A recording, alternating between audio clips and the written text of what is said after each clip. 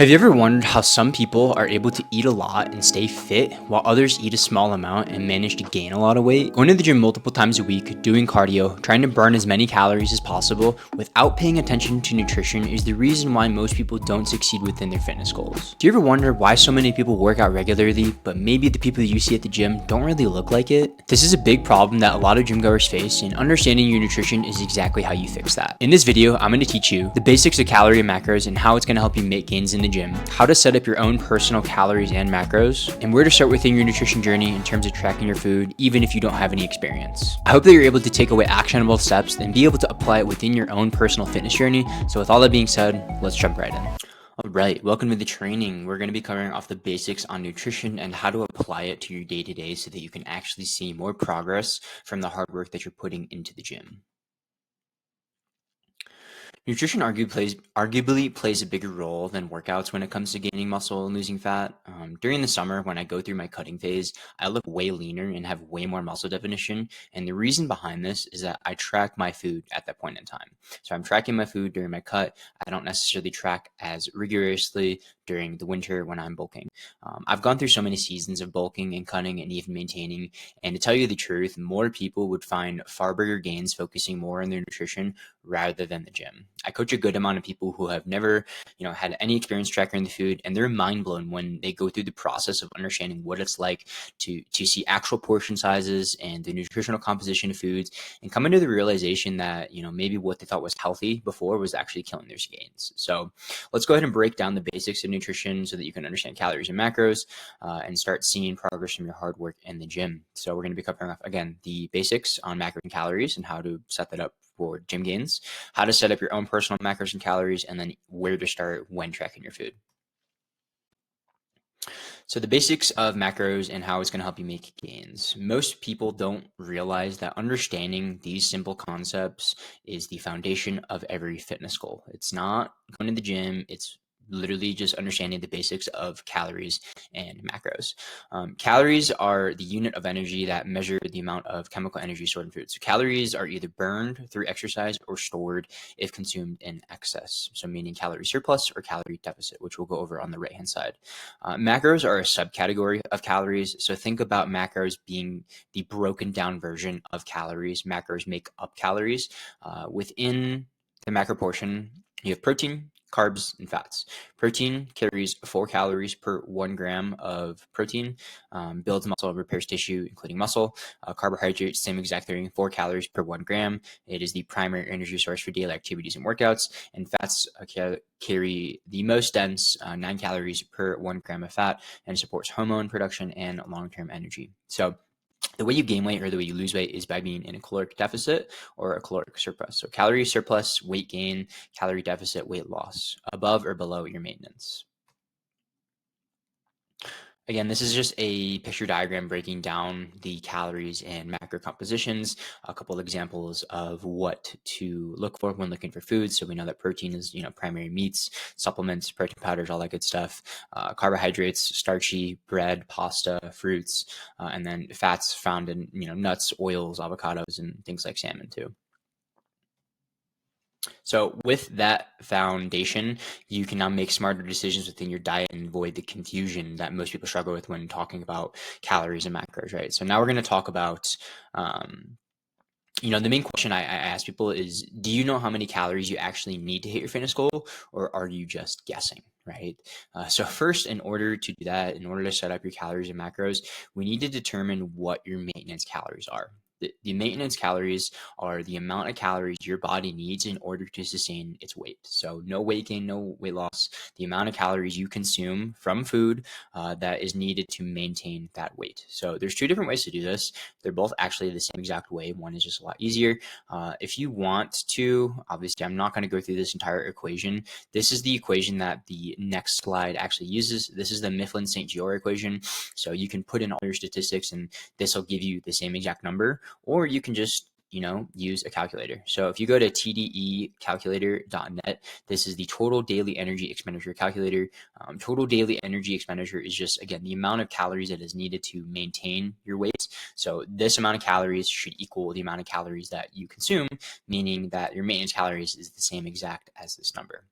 So when you enter in your statistics, meaning like your height, your weight, your gender, your activity level, your age, it'll give you this number. And based on this number, you can determine whether or not where your maintenance calories are. So again, moderate exercise, again, from sedentary to heavy, there's different categories based on your activity level that will give you a different level of maintenance calories. And again, this is the amount of calories that is needed to maintain your current weight. So I put in my statistics, and this is the number it gave me. So my maintenance calories is around 2,700 calories. Again, I need to consume this amount of calories to maintain my current weight.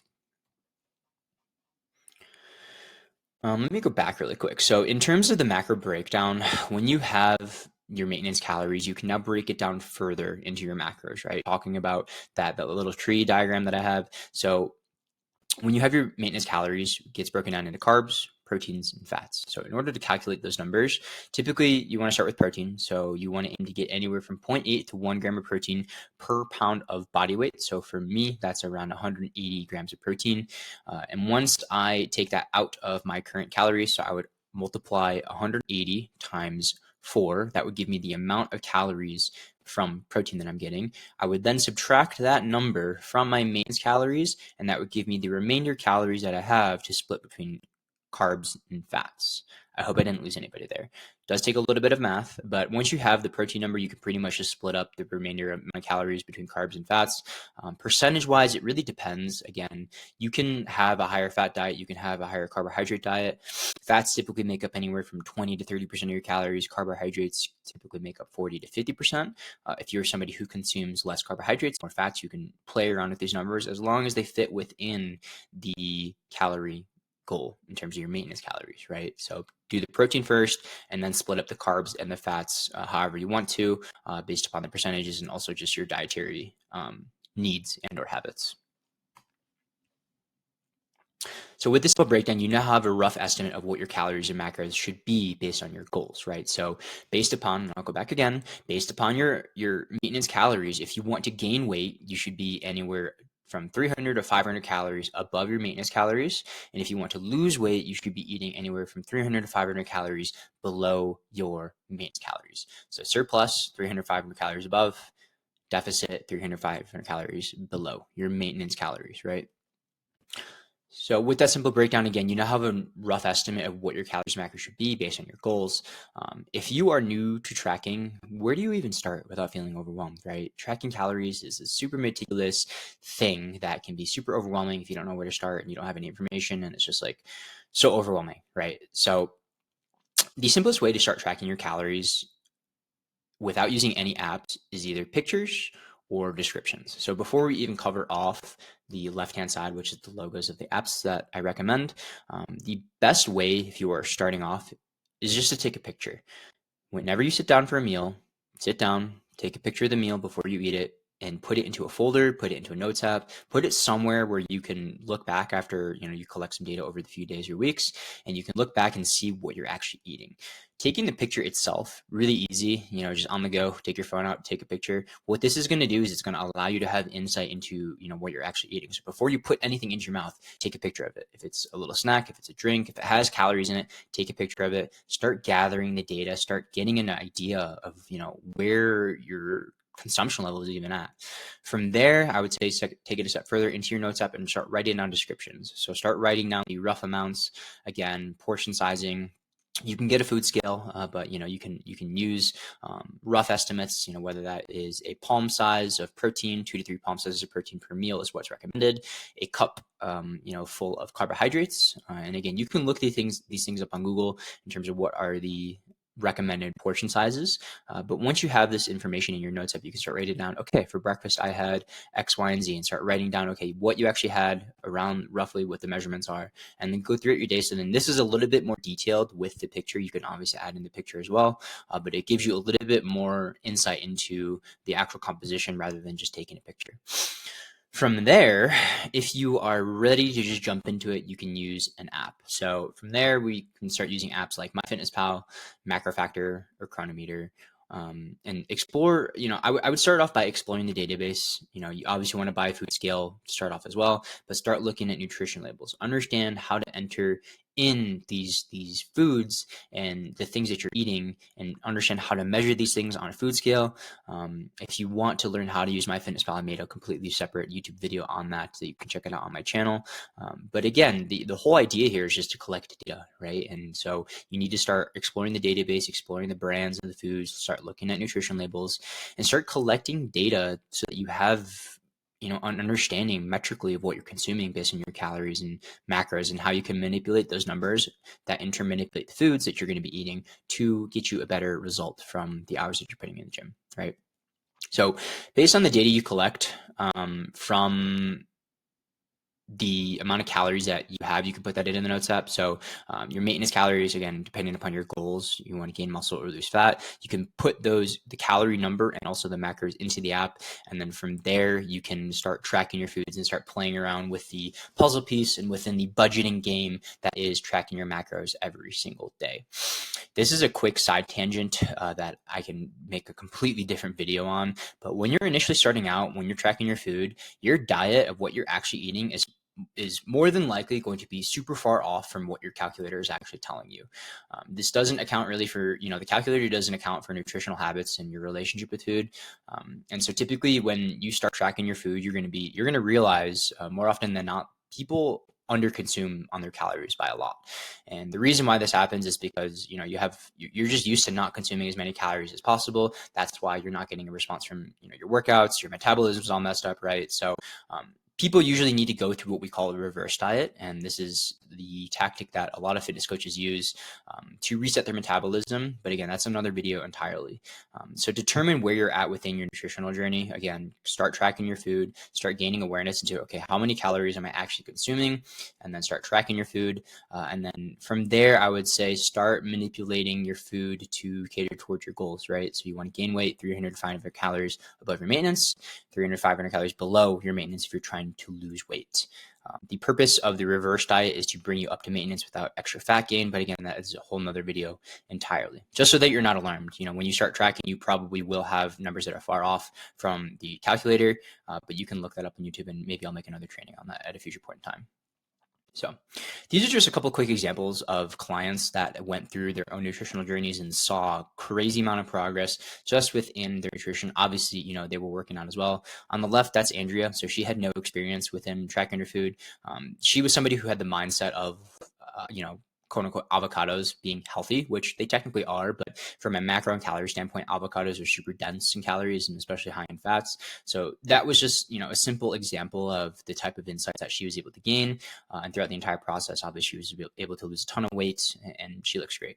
Carter in the middle was learn how to incorporate foods, he loved while still eating for his goals. So he emphasized really the importance and understood the importance of budgeting his macros, understanding how to navigate it from a real world perspective, not having to stress about things like work outings or going out for a drink, being able to incorporate the foods that he loves. So understanding the compositions, portion size, portion control, being able to not just eat a completely, chicken and rice diet, but also include the foods that he loves while accounting for his lifestyle as well.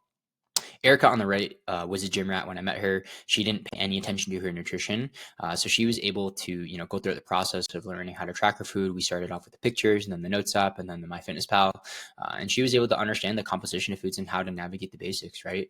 She was able to realize the impact of certain foods and, how it had the impact of certain foods on her performance. And again, the results that she was able to gain from that because she was working out, 4 to 5 days a week, but she wasn't seeing the result that she wanted. And so we took a look at her nutrition, and lo and behold, that was the reason and the factor behind her being plateaued, and unlocking the skill set of tracking her food allowed her to see crazy amount of progress within her fitness journey.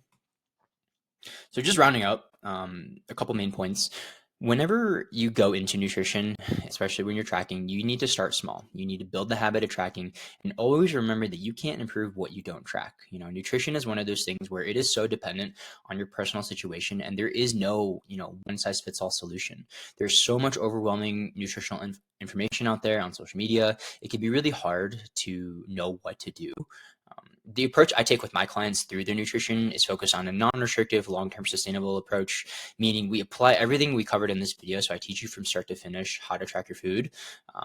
we apply that to their specific situation, allowing them to eat for their goals while also not having to give up the foods that they love. So if you're interested on getting to the fast track with your goals, with one-on-one coaching, reach out. One-on-one coaching includes, accountability, weekly check-ins, message support, training technique audits, and complete customization with your nutrition and training plans, so that, you can pretty much eat for your goals and not change too much within your nutritional habits while still, making progress in the gym. And also, again, gaining that skill set of knowing how to track your food, because I think that everybody should go throughout the process of tracking their food once throughout their entire life, so that you gain that skill set of intuitive eating so that you never have to track food again. So if you are interested in having all of this work done for you within just everything that I've talked about throughout this training, click the link in the description, inquire about one-on-one coaching. I would love to help each and one of you out with your nutrition and setting up your macros and really just making use of your time in the gym. So hope this training was helpful. And again, please reach out with any questions and we'll catch you guys in the next one.